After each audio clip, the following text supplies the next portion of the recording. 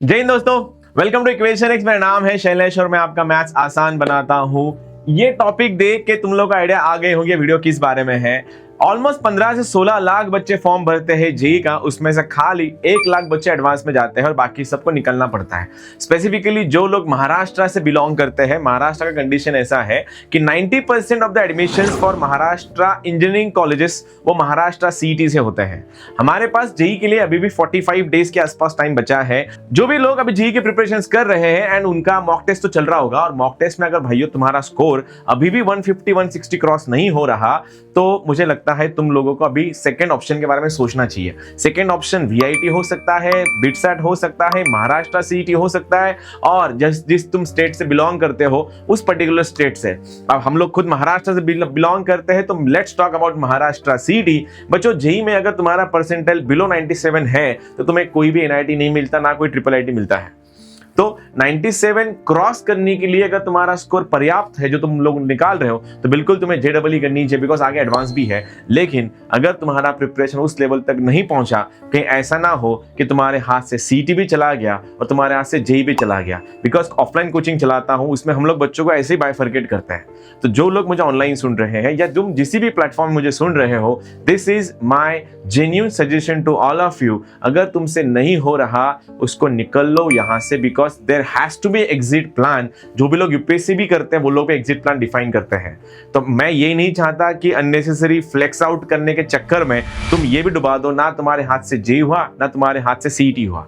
Let's talk about Maharashtra CET. इस examination में अभी भी हमारे पास 4 महीने बाकी है और इस 4 महीने में बहुत कुछ हो सकता है। अगर 100 मार्क्स का मैथ्स है, 50-50 फिजिक्स केमिस्ट्री के क्वेश्चंस हैं। बस प्रॉब्लम यह है कि एग्जामिनेशन का पैटर्न थोड़ा अलग है। जेई डेप्थ वाले एग्जामिनेशन है और महाराष्ट्र सीईटी स्पीड वाले एग्जामिनेशन है। बिकॉज यहाँ पे 90 मिनट्स में तुम्हें 100 क्वेश्चन सॉल्व करने होते हैं फिजिक्स केमिस्ट्री के, और 90 मिनट्स में 50 क्वेश्चन सॉल्व करने होते हैं मैथ्स के। मैथ्स का तो चलो ठीक है हो जाएगा, लेकिन फिजिक्स केमिस्ट्री के 90 मिनट्स में अगर 100 क्वेश्चन करने की तुम्हारी आदत है नहीं।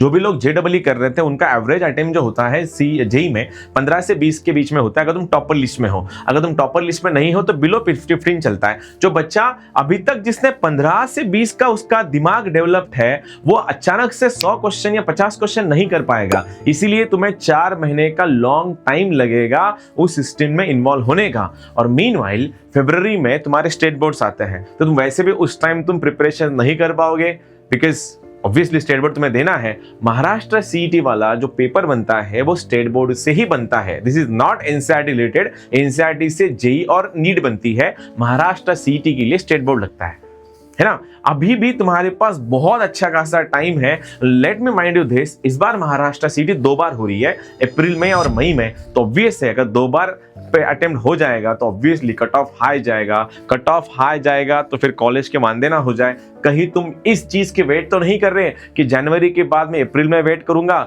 और अप्रैल में जब रिजल्ट खराब आएगा तब मैं सीईटी करूंगा।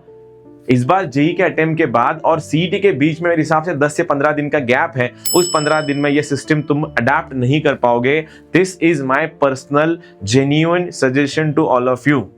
और मैं एक्सपर्ट हूं इस फील्ड का, उस बुनियाद पे बोल रहा हूं। बिकॉज हर साल मैं देख पा रहा हूं ना बच्चों का जेई में स्कोर आता है ना सीईटी में स्कोर आता है। रीजन टफनेस नहीं है, बिकॉज सीईटी जैसे एग्जामिनेशन को क्रैक करने के लिए अप्रोच अलग चाहिए होता है और वो अप्रोच जेई से नहीं आता है। हाँ, तुमने 1.5 साल दिया है, अच्छा खासा मेहनत किया तुम लोगों ने, वेल एंड गुड, लेकिन कुछ चीजें अपने हाथ में नहीं होती। एक्सेप्ट कर लो, मूव ऑन कर लो। तुम्हें शायद आइडिया नहीं है सीओईपी ये कॉलेज या वीजेटीआई जैसा कॉलेज किस लेवल पे है। बहुत से एनआईटीज और ट्रिपल आईटीज को खा जाएगा ये कॉलेज। नए नए आईआईटीज जो है उनसे भी बेहतर है, बिकॉज एनआरएफ रैंकिंग तुम चेक कर सकते हो। Along with VJTI and COEP we have ICT Mumbai जो जायंट है केमिकल इंजीनियरिंग का। उसके बाद तुम्हारा पीआईसीटी है जो जायंट है कंप्यूटर इंजीनियरिंग का। इन कॉलेजेस के कट ऑफ चेक कर लेना, लास्ट ईयर के 99.9 के आसपास चलते हैं। और तुम अगर जेई कर रहे हो और सडनली तुम सीईटी पे आ गए तो आई डोंट थिंक तुम्हारा 99.9, मैं ये नहीं बोल रहा आएगा ही नहीं, मैं बोलूंगा बहुत हेवी ट्रैफिक से गुजरना पड़ेगा तुम लोग को।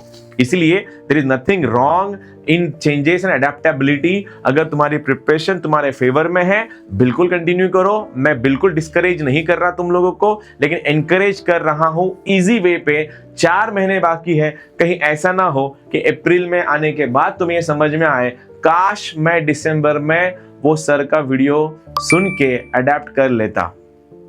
Maharashtra CET is a very basic examination जो स्पीड बेस्ड चलती है, जिसमें ट्रिक्स बहुत लगती हैं।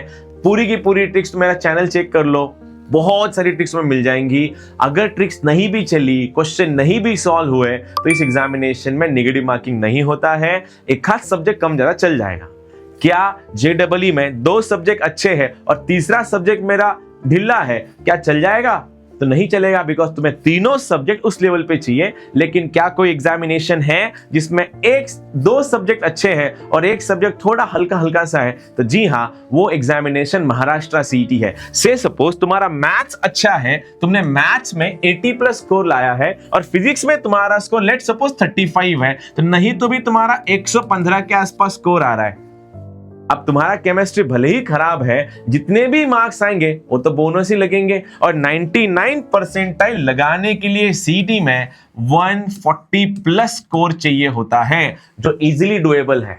और जेई करने वाले बच्चों तो आसानी से बना भी लेंगे, बिकॉज कुछ जेई के पीवाईक्यूज भी आजकल एज इट इज आ रहे हैं। तो this is my personal suggestion, don't lose both the examinations, at least grab one. बाकी ये सब इंफॉर्मेशन तुम सभी के लिए थी, जनहित में जारी थी। जिसको जैसा लगे वैसा इसको एक्सेप्ट कर लो। Thank you so much for watching. जय हिंद।